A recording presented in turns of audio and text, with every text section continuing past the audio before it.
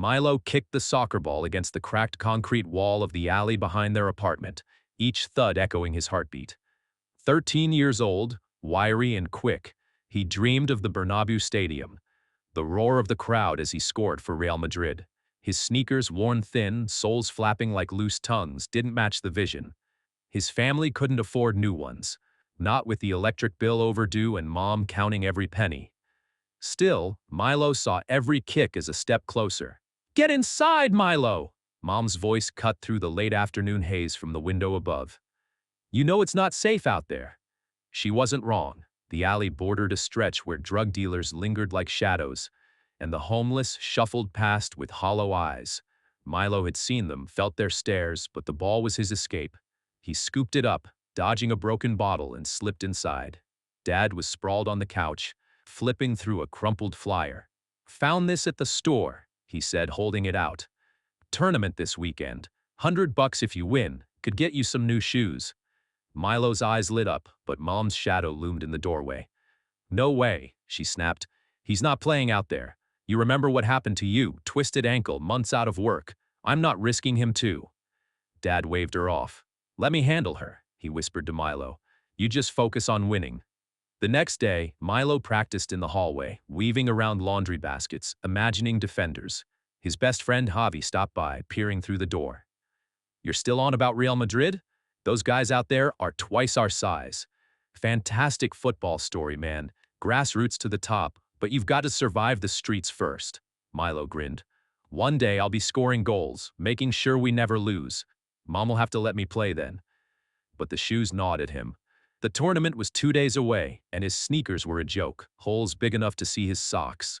During a trip to the corner store with Dad, Milo spotted a man in a sharp jacket drop something, a money clip, fat with bills. He froze, heart pounding, as the man walked off. A single $100 bill fluttered loose.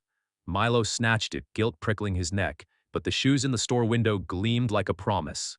He bought them, bright white, laces crisp, telling himself it was just this once. At home, he hid them under his bed, the money clip incident replaying in his mind. Dad noticed his quiet. "What's up, mijo?" Milo shrugged. "Just thinking about the game." Dad clapped his shoulder. "You've got this. Shoes or no shoes, it's all you." The tournament dawned hot and dusty, a patchy field ringed by kids and a few adults. Milo's new shoes felt stiff, alien on his feet. Javi nudged him. "Those look way too big. Your dad's or something?" Milo smirked. "Nah, mine now." But the other team, older, bigger, laughed. "Homeless man shoes to Ronald McDonald," one sneered, eyeing Milo's oversized kicks. "Hope you're on our side, clown, or you're toast." The whistle blew, and Milo stumbled. The shoes pinched, throwing off his rhythm. By halftime, his team was down 4-0. He slumped on the sidelines, sweat stinging his eyes. Dad crouched beside him. "What's going on, mijo? I've seen you play better than this." "They're too good," Milo muttered. Dad shook his head. "No, it's something else. You're distracted." He pulled Milo's old sneakers from the bag. "Put these on. The shoes don't make the player makes the shoes. That's how it goes." Milo hesitated, the new shoes a weight on his conscience, but Dad's eyes were steady. "Trust me." Milo sat on the patchy grass at halftime, sweat dripping into his eyes, the scoreboard a glaring 4-0 against them. The new shoes, those pristine white miracles he'd bought with the stolen $100, felt like anchors, pinching his toes and throwing off every step. The other team, a pack of older boys with sharp elbows and sharper taunts, had run circles around him. His chest heaved, not just from exertion but from the weight of it all. The money clip, the lie, the dream, slipping through his fingers like sand. Javi plopped beside him, wiping his brow. "What's up, man? You're moving like you've got bricks on your feet." Milo kicked at the dirt, the new sneakers scuffing against a rock. "These shoes? They're wrong. Too stiff." Javi smirked, eyeing the oversized laces. "They look way too big. Your dad's or something? Should have stuck with the old ones." Milo glared, but the words stung because they were true. He'd wanted to feel like a pro, but instead, he felt like a fraud. The crowd, mostly kids from the neighborhood and a few bored parents, hadn't let up either. "Homeless man shoes to Ronald McDonald," one of the bigger opponents had yelled when Milo first stepped out, his new kicks gleaming absurdly against the dusty field. Now, trailing by 4, the jeers felt like knives. "Hope you're on our side, clown, or you're toast," another had sneered before the whistle. Milo had tried to laugh it off, but each missed pass, each stumble, buried him deeper. Dad crouched beside him now, his shadow blocking the sun. "What's going on, mijo? I've seen you play better than this. You're weaving around laundry baskets at home like it's nothing." His voice was steady, but his eyes searched Milo's face, probing past the sweat and the slumped shoulders. "They're too good," Milo muttered, kicking at the ground again. The lie tasted bitter. It wasn't just the other team, though they were fast, strong, and ruthless. It was him. The shoes, the guilt. He couldn't shake the image of the man in the sharp jacket, Victor, walking away from the store, oblivious to the money clip left behind. Milo had counted the bills in his head 100 times since, justifying it. $100 wouldn't break a guy like that. But it was breaking him now. Dad shook his head, unconvinced. "No, it's something else. You're distracted. I've watched you dodge bigger kids in the alley, make them look silly. This isn't about them." He reached into Milo's bag and pulled out the old sneakers. Worn leather, soles thin as paper, but molded to Milo's feet from years of kicks. "Put these on. The shoes don't make the player. The player makes the shoes. That's how it goes." Milo stared at them. The familiar scuffs, a map of every goal he'd scored, every fall he'd taken. The new shoes sat beside him, a shiny mistake. "But these are new," he protested weakly. "They're supposed to be better." Dad's gaze didn't waver. "I've been watching you, mijo. You're not yourself out there. You're too worried about looking the part instead of playing it. Trust me, put 'em on." The whistle loomed, the second half about to start. Milo hesitated, fingers tracing the old laces. The crowd's laughter echoed in his ears, but Dad's words cut deeper. He unlaced the new shoes, wincing as they came off, and slipped into the old ones. They felt like coming home, light, worn his. He stood, flexing his toes, and something shifted. The guilt didn't vanish, but it loosened its grip just enough. The ref blew the whistle and Milo sprinted onto the field. The ball came his way, and this time he moved like himself. Quick cuts, sharp turns, the old sneakers whispering against the grass. He intercepted a lazy pass, darted past a defender, and fired. The ball slammed into the net. 4-1. The crowd gasped, then cheered, Javi's voice rising above it. "That's it, Milo!" Like watching a young Sule out there. Milo didn't know who Sule was, some legend Javi idolized maybe, but the name lit a spark. He wanted to be that, whoever it was. The game tightened.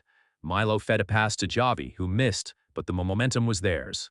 Another chance came minutes later, a scramble in front of the goal. Milo pounced on a loose ball, faked left, and struck again, 4-2. His teammates, a ragtag crew of kids from the block, started believing. "Keep it up, Milo." One yelled, clapping his back. The other team scowled, their confidence fraying. But they weren't done.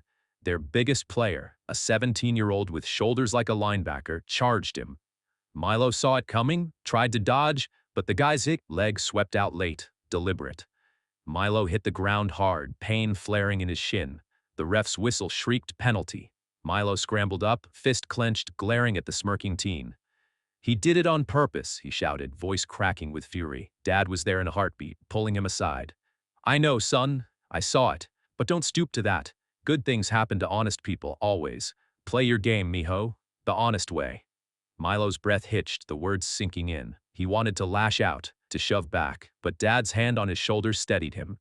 "You're better than that," Dad added softly. "Show them who you are." The penalty kick was his. The crowd hushed, the keeper bouncing on his toes.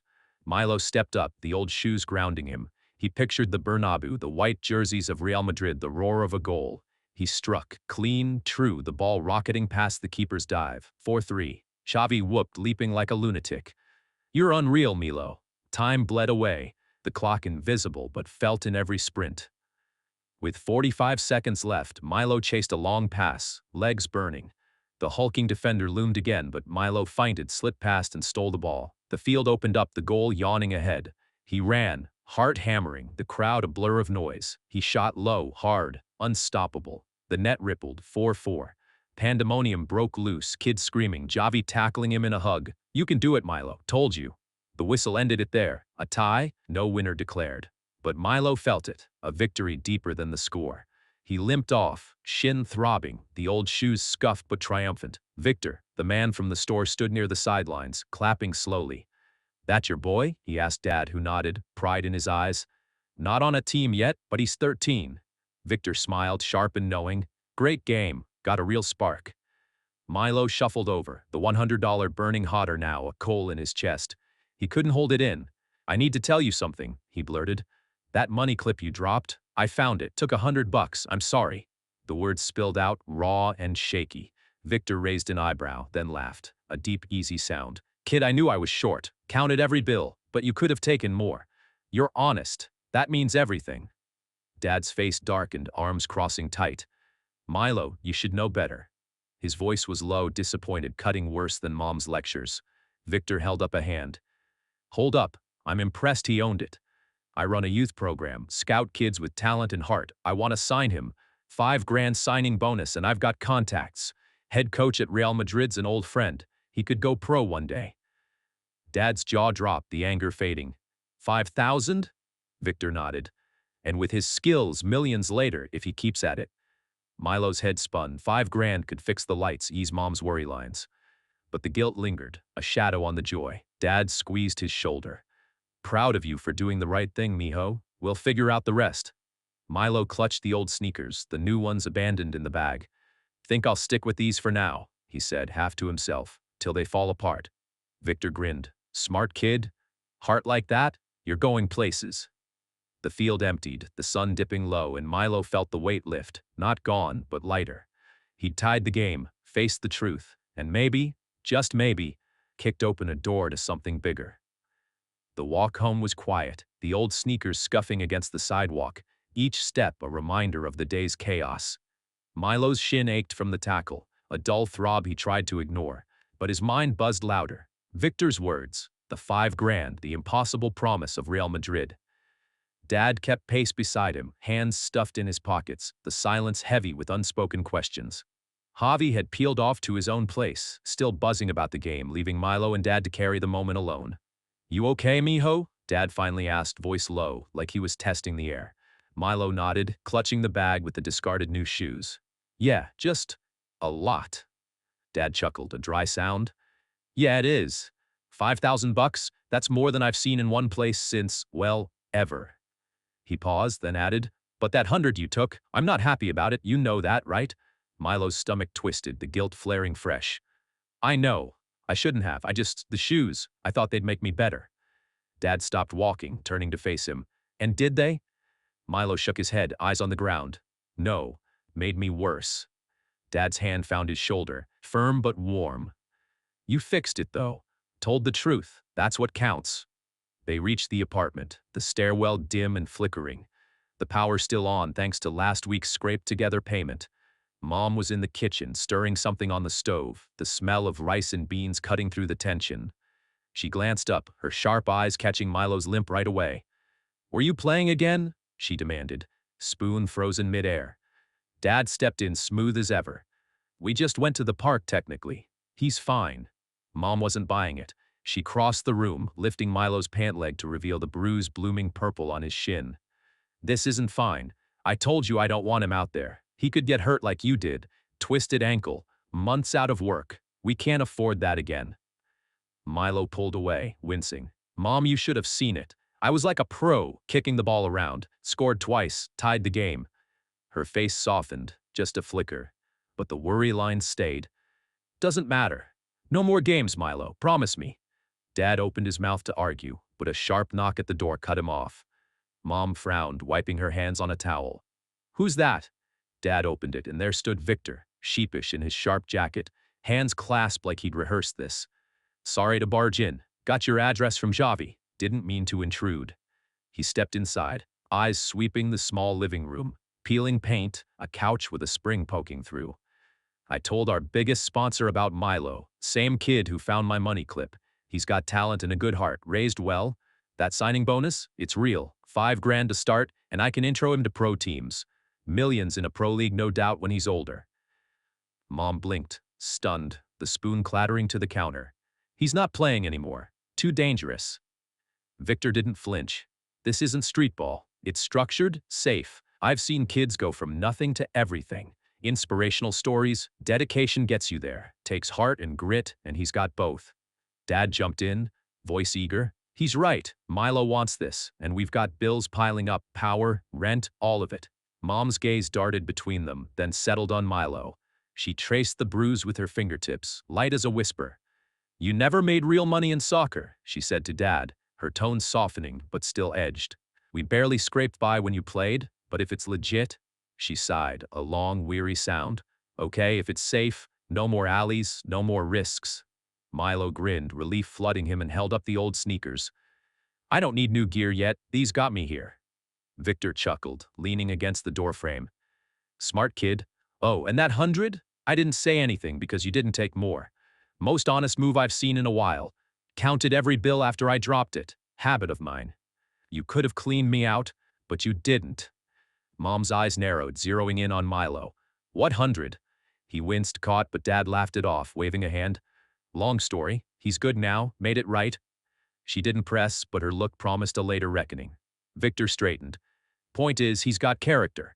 That's why I want him in the program. First practice is tomorrow. Proper field, real coaches. You in, Milo? Yeah, Milo said, voice steady despite the butterflies. I'm in. Victor clapped his hands once, decisive. Good. See you at 8 sharp. He left, the door clicking shut, and the apartment felt smaller, charged with something new. Hope, maybe. The next morning, Milo woke before dawn, the old sneakers by his bed like a talisman. Dad drove him to the field. A real one this time, green and smooth, not the cracked dirt of the tournament. Victor waited with a clipboard, a dozen other kids stretching in the cool air. Warm up, he barked. We're not here to mess around. Milo joined them, the familiar rhythm of drills settling his nerves, dribbling, passing, sprints until his lungs burned. Javi showed up later, watching from the sidelines, a grin splitting his face. You're like Luka Modric out there. Fouled someone once, apologized right away. Class act. Milo laughed, wiping sweat from his brow. Just playing my way. He'd clipped a kid's heel by accident during a drill, muttered a quick before moving on. It felt right, keeping it clean. Victor called them in after an hour, whistle shrill. Milo, over here. He pulled him aside, voice low. Heard about a guy named Dirt Kite. Never did anything nasty, set up charities, always played with a smile. That's you, kid. Keep that heart and you'll go far. Milo nodded, the name sticking, a quiet pride swelling. He didn't know Dirt Kite, but he wanted to be that. Someone good, not just great. Weeks rolled by, training filling his days. The $5,000 hit their account, a lifeline. Power stayed on, Mom's worry lines eased, the fridge stocked for once. She even came to watch one practice, perched on a bleacher with a thermos of coffee, muttering, Maybe you've got something. Milo beamed, weaving through cones, the old shoes holding strong. He scored in a scrimmage that day, a curling shot that drew a whistle from Victor. That's pro-level, mijo, he said, clapping. Keep it up. At home, the bruise faded, but Mom still hovered, checking his shins like a doctor. No more tackles like that, she warned. Dad grinned over his shoulder. He's tougher than me now. Milo felt it too. Tougher, surer. The guilt from the $100 lingered, a faint echo, but he'd paid it back in honesty, in every kick. One evening, Victor pulled him aside after practice, the sky streaked orange. Talk to my sponsor again. He's got scouts coming next month. Play like you did at the tournament, better even. And they'll notice. Head coach at Real Madrid's an old friend. No pressure, but this is your shot. Milo's breath caught, the dream sharpening into focus. I'll be ready, he said, gripping the old sneakers tighter. Back home, he sat on the couch, laces undone, staring at the worn leather. Javi's words, Victor's stories, Dad's faith, they wove together, a net catching his doubts. Mom passed by, pausing. You really love this, don't you? She asked, softer than usual. Yeah, he said, meeting her eyes. I do. She nodded, a small smile breaking through. Then keep those shoes. They're you. The promise wasn't just the money or the scouts. It was Milo promising himself to keep going, to play his way, honest and hard. The old sneakers stayed by his bed that night, scuffed but unbroken, ready for whatever came next.